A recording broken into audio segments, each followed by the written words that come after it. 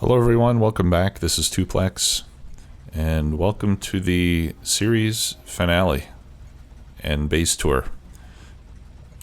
This is a finale because I'm looking at the production numbers and we're hitting 500 science a minute sustained. This is for the last hour, and it doesn't show any signs of slowing down unless there's some new problem that I'm not aware of yet. I've been doing a lot of tweaking over the last couple hours of play just to make sure that things are flowing smoothly. Most recently, I did upgrade this part of the main rail line to 4 lanes because I was getting quite a lot of backups here. Every 5 or 10 minutes, it seems that I would have to come over here and unblock a traffic jam. Since I did this, it's been going much better. So we've hit our goal, and I have to say I'm pretty proud of it. I'd like to thank all of you guys for watching and commenting. I don't think I would have stuck with it for this long if I didn't have you all keeping me accountable and continuing to watch and comment. So with that being said, before we wrap things up, I'm going to do a short tour of the base for anyone who maybe has not been with us from the beginning. And I'll do this mostly in map mode. So this is the main base here. This is where we started. When the game began, we had ore patches over here. In fact, you could still see a little bit of copper, a little bit of iron here and there. There's some stone, some coal. So where these train stations are now, this used to be the smelting area. And then once the local ore ran out, we brought it in by train. And then once I had big smelting areas set up outside in the rail network, I took all the smelting out of the main base and then converted these to train stations to where we can bring in the plates. So here we're bringing in copper, iron, plastic, coal, steel, uranium, green circuits, and then everything else we make. Now in the main base, I did take out all of the science production. That was down here on this side of the main bus, but I did remove all of that since we're doing science outside right now. So here in the main base, we're mainly just making modules. I've got speed modules and productivity modules, of course. We're making the solar panels and accumulators for the rockets. And then, of course, the make everything, where I build all the bits and pieces that we need to put the base together. The main bus was not very large. It was just iron, copper, circuits, and steel. I had to squeeze plastic in there, as you can see. I really didn't plan it out well enough, I would say. On my future games, I'm probably going to have another 2 or 3 sets of belts besides these 3 sets of 4, so that we have more room to bring things in. Yeah, and that's about it in the main base. The reason that these circuit lines kind of follow a crazy path is that I used to have a train station up here where I was unloading circuits, but then I decided to move everything over here. Down here in the main base, this is where I'm exporting batteries to the science labs, or the science production area, and lubricant. I'm sending lubricant over there in barrels. Here we're doing the uranium ore processing and Covarex enrichment. If we look in our logistics network, you can see I have almost 130,000 of the 235 and 10,000 of the 238. I have this set up so that I only do enrichment when we reach a ratio of 13:1, which is when you can do the enrichment without running low on uranium 235. So we have that going here. Let's see what that is. Okay. Nothing to worry about. All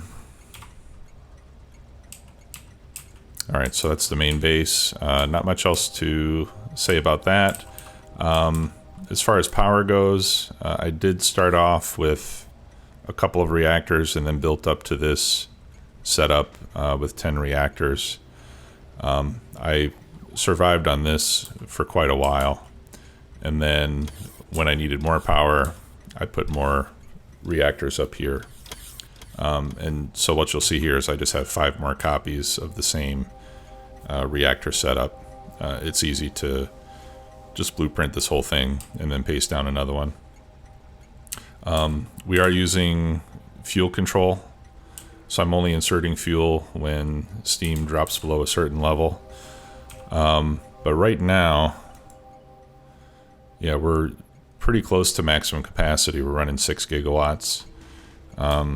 So the reactors are pretty much running nonstop right now.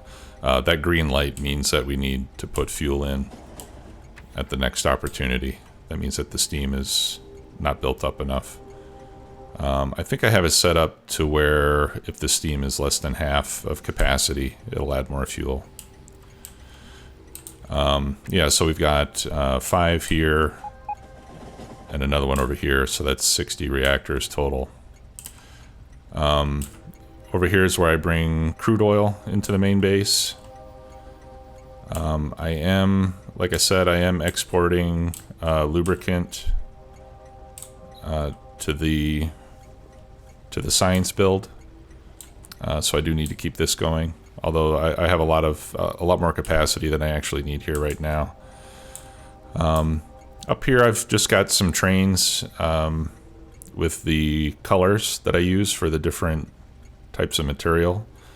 So I just leave those set up there so that it's easy for me to copy. When I build a new train, I put it up here on this station. You can see this is a spur. It doesn't link back in, so it's one way only. I have a station here just to align the train, and then I can fuel them up as I'm laying them down. Have a requester chest here with locomotives and cargo wagons and fluid wagons. So whenever I need to add new trains, it's easy enough to do that. Let me go and check on my base. I'm just checking it every few minutes. Make sure I have ore coming in for iron, for steel, for copper. And then I go and take a look at the science area. I've got indicators here for all the stuff that goes into the science area, so I can see if I'm running low on everything. Right now everything looks good. I'll show you that in more detail in a few minutes. And same over here in the rocket base. Everything is looking okay there. We are starting to run low on green circuits.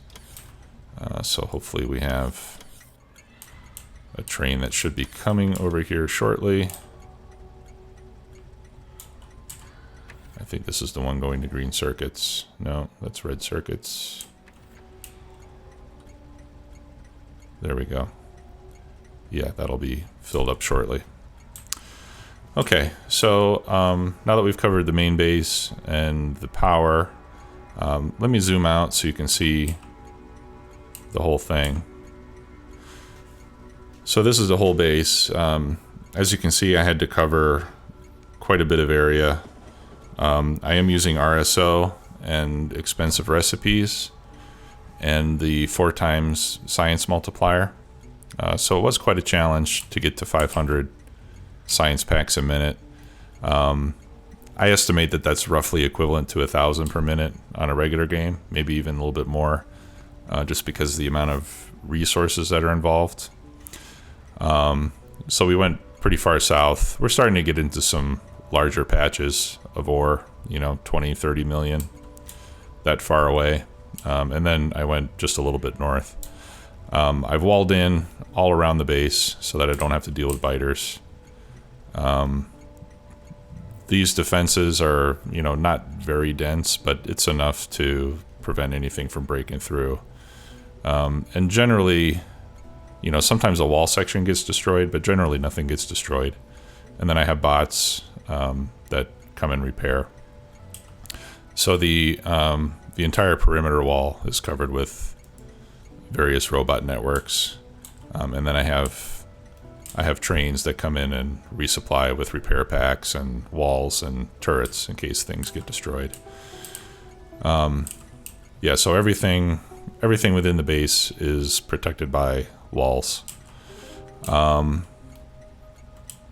using robots for all the mining. This is an example. So pretty simple. You know, we just unload into passive providers, and then I have requester chests where the trains load. I usually have a stacker with a few waiting spots for other trains to come in. So I've got 5 or 6 of each ore type. I've got a couple that are nearly mined out here that I'll pick up pretty soon. This one, for example, is on its way out. Here I had 2 patches, and I did use belts on this one up here to bring it down, and then I just empty out into chests here to load the trains. Actually, I should probably move that closer. But when I set this up originally, this patch... Alright, mining 56 coming up. That's 22,000 science packs. So you can see that the marathon settings are very expensive. Originally this patch came all the way up to the roboports, so that's why I didn't have room to bring that closer, but now that I do, I'll probably move that down. And then, you know, all the mining outposts I just identify with a number to help me keep track when I'm looking at the map. Alright, so about half of the iron trains come up here to iron smelting. I've got 4 sections of 80 furnaces each, 320 in total, you know, and those are all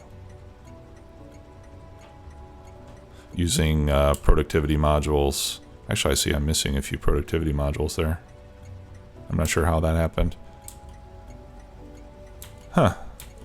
That must have been a problem in my blueprint. Just notice that. There's those 2. I'll have to go fix that. In any case, you know, we're using speed beacons and productivity modules everywhere. I do have some combinators that only allow ore trains in when we can unload a full train, and only allow plate trains to come in when we have enough for a full load. But I don't disable the stations. That was causing problems. So instead, I just pass those signals down here to these. So if I don't want a train coming in, I just have the signal, the train signal disabled, and that way the trains can't leave the stacker. That's been working pretty well. Alright, so I have 320 furnaces for iron. Copper's down here. I have 400 for copper. It's basically the same setup. Missing the same productivity modules there, so I must have goofed up when I made my original blueprint. And then for steel, I have 2 sections of... I don't recall. Actually, let me check this one. Alright, so we've got 180 furnaces. So I have 2 sections of 360 furnaces on steel. But realize that half of those are making iron. So I have 360 furnaces making steel plate, basically. Which is quite a lot. But with the expensive recipes, you need 10 iron plates to make 1 steel plate, and they take twice as long. So that's why I've got quite a lot of steel here. And because it's rather slow, I can make the area pretty big, and the robots are still able to travel those long distances. You'll notice I'm keeping the robot networks separated in each of these smelting areas. Right, that's why I have this space here. So each one's got its own dedicated robot network, which keeps the robots where they belong. Most of my trains are 3/8, at least when it comes to ore and plates. The trains that are 1/4 with plates, those are the ones that go to the main base and to the circuit area for red circuits. This is where I make green circuits. I've got 1, 2, 3, 4 copies of basically the same setup. Again, with expensive recipes, it's a little bit different than you would see in a normal setting. You need 4 copper wire machines to feed 1 circuit assembler, because you need, with expensive recipes, you need 10 copper cables for every circuit and 2 iron plates. So it was a bit of a challenge getting this set up. I have them going into chests instead of direct inserting, mainly so that I could have a space of 3 between the assemblers, and I could maintain alignment with the, or the offset alignment with the speed modules. Of course, in this setup, there's no easy way to get 8 speed beacons on these things. Or is there? No, I take that back. It's on the copper wires where you don't get 8 because of the layout. So the copper wire machines are only affected by 4 beacons. The circuits are affected by 8, but it's just excess speed. It can't really make use of it. I am using rocket fuel for all the trains. So I have a refueling train that comes here, drops off the fuel. In some of the stations, I use robots to do that. But in this case, because I have all these different robot networks, I just use a belt. That way I don't have to drop off fuel to each one. I've got some circuits here, again, that just enable or disable the stations. So the blue light means that we can take an iron train. There's a pink one for copper, and a green one, meaning that the circuits are available to be picked up. So the circuit trains are all 1-4. This is a one-way system. So all my stations have loops, and the trains are single-headed, as you can see. Got an attack going on here. Yeah, turn that off. Let's see. This is one of the supply drop-offs for the wall. So I'm just dropping off walls, repair packs, laser turrets. And then, this whole wall is on one network. So the bots do have to travel a bit from time to time. I'll need to go take that out. And I need to put a radar over there. Let's see. All right, so that's green circuits. Over here I'm doing red and blue. So I'm bringing in green circuits, copper plates, and plastic. And then up here the blue circuits draw from the same supply of red and green circuits. And then I bring in acid up here and pump it down. This is one large robotics network for the red and blue. That's pretty straightforward. How many bots am I using there? I've got 1,500 bots, but right now I'm only using about 700. As I've been adding more levels of robot speed, it's been helping a lot. Starting to get a lot of attacks now that I'm running pretty much at full speed. Looks like my rockets are slowing down a bit, but now that I'm running at close to full speed, I'm making a lot of pollution, and I've been getting a lot more attacks than I have throughout the rest of the game. Okay, so speaking of red circuits, this is my plastics outpost. So I've got 20 chemical plants making plastic. There was a coal patch here, so I'm just shuttling the coal in via robot. This is getting close to being mined out, and when that happens, I'll have to start bringing in a coal train. I'm also mining stone and making stone brick in the same area. That's belt fed in this case. I felt that I already had more robots than I wanted here. So I bring in oil from outside, and then that feeds the refineries. So I've got 20 refineries, and these are all converting to petroleum. It all comes to this one tank.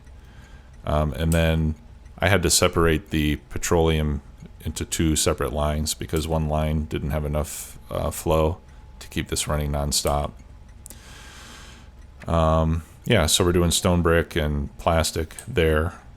This is my oil depot. So from all the various oil wells, and I think right now, let me see what I've got. 1, 2, 3, 4, 5. I've got 6 oil wells running. So the trains come in, they empty out into this tank array, and then the locations that need oil send trains here to pick up. And I like doing that rather than trying to juggle all the different oil wells and getting oil distributed to all the different places that need it. This is an easier solution. In future games, I might do this with my ore as well. Particularly iron, since I'm sending iron to 2 different places. I thought that might be a good way to do it. Over here, this is probably the messiest outpost that you're going to see. I'm bringing in wood to fuel the steam on this coal liquefaction setup.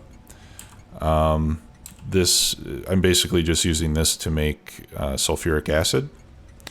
And that acid goes to blue circuits, and I also send some of it down here to mine uranium. My uranium is close to being mined out. I'm gonna probably have to go over there next. I'm also getting oil here, so we do pick up oil and take it to the depot. And then this iron ore I use to make iron plates for the sulfuric acid as well. So this is fairly self-contained setup. Starting to run low on coal here too. So eventually I'll have to bring in oil and coal to keep this running. Let's see. I have a depot for landfill. Nothing fancy there, just a big stone patch. Also get some oil there.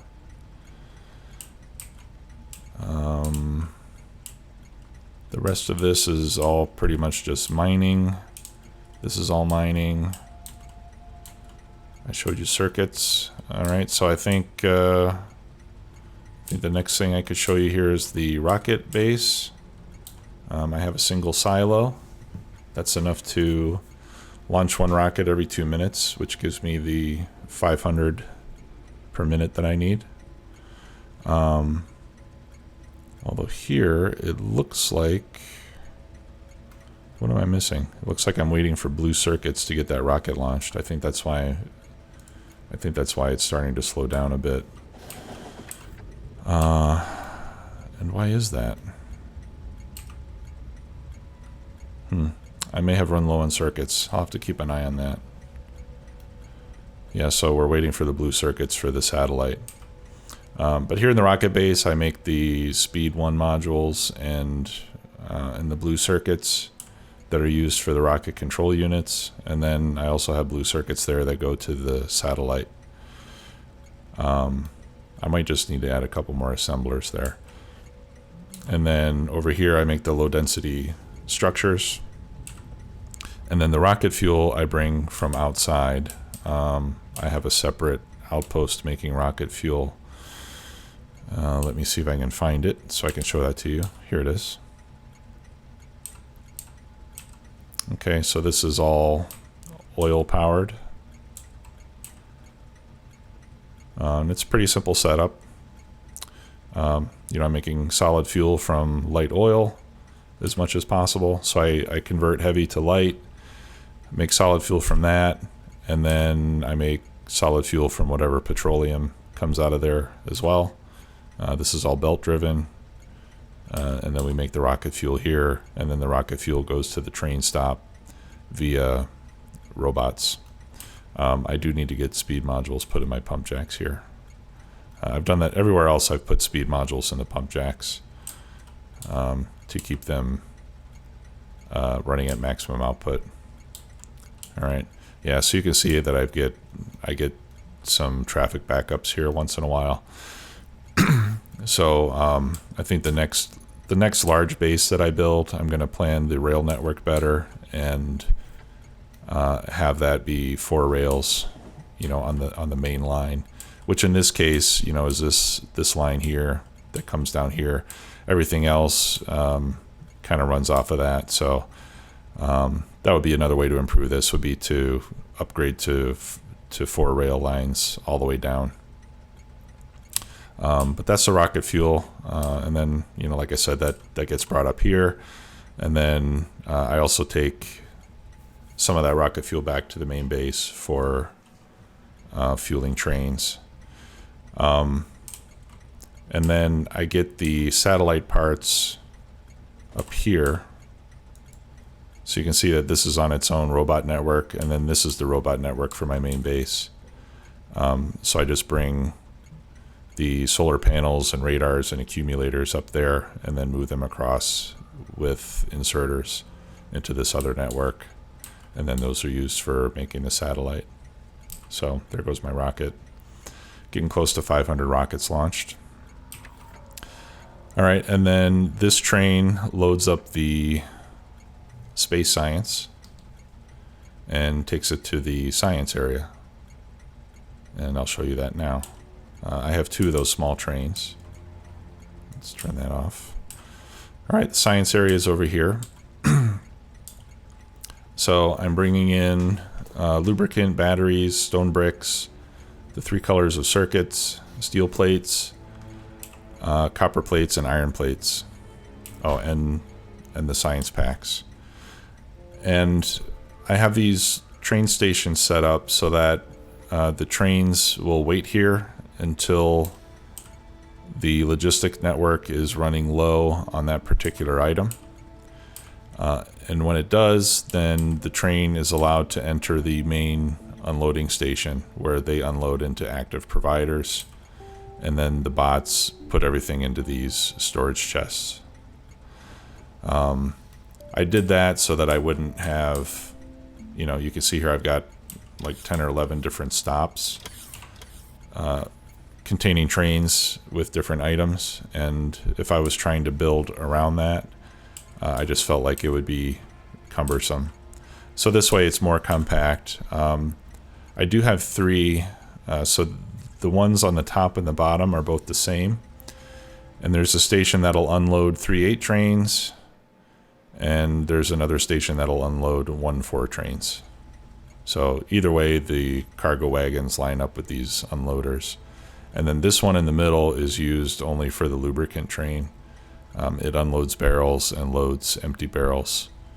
And I did that just because I didn't want empty barrels going into any other trains. And this was the easiest way I could think of to accomplish that.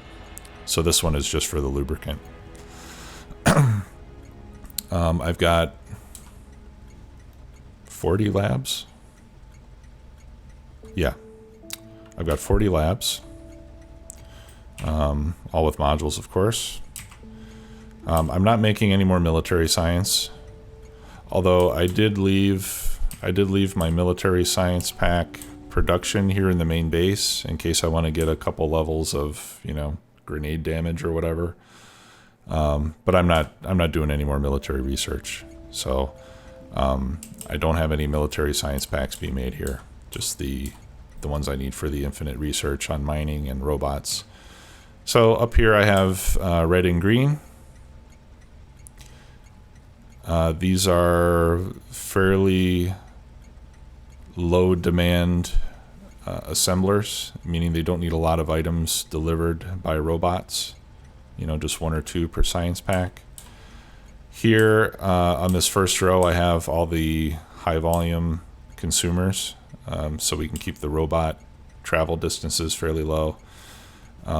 So yellow science uses a lot of items. I think it's 35 items per science pack. Copper cables I kept close just because they're needed there. And then, the electric furnaces, the assembly 1 machines, mining drills, those all require a lot of components. And on these mining drills especially, I have more assembly machines than I need to meet the capacity. But if I only have what I need, the inserters are not fast enough to keep them running nonstop, and so I was getting starved. So that's why I just added additional assemblers. Looks like I'm missing a power pole over there. I don't know if I have any in inventory. Actually, why don't we take a trip over there. Let's see, science, and I'll fix that. Anyway, back over to explain what's going on. Yeah, and same with gears. I had to add some extra gear assemblers just because they weren't able to keep up.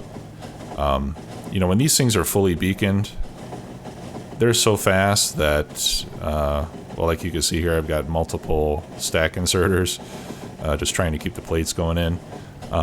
You know, with expensive recipes, these need 4 plates per gear. So at 5.5 speed, that means it's doing 11 cycles a second times 4 plates each.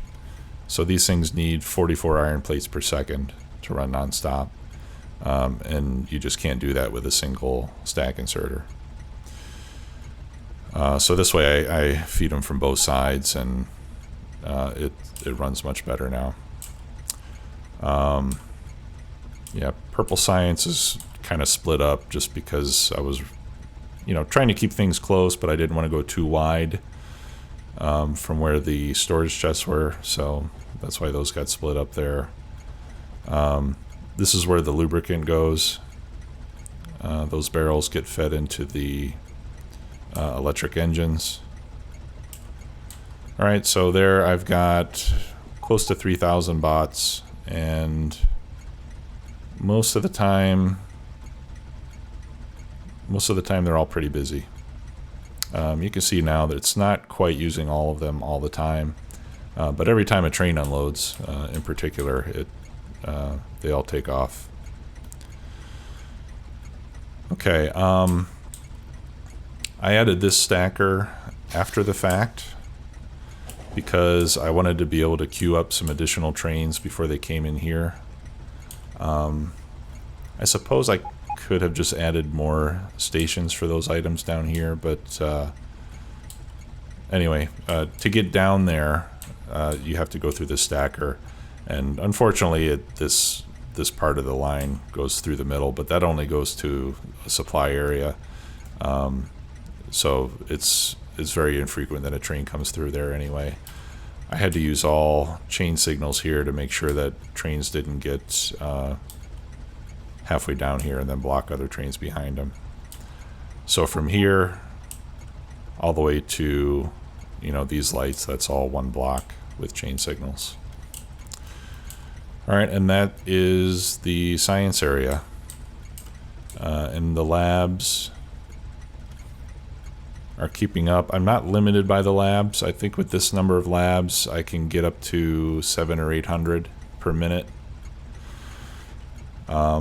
It's been a while since I checked, but if I stop doing science and let items accumulate and then I turn it on, all the labs are going full speed, and I get up to around, like I said, 700 or 800 a minute consumption.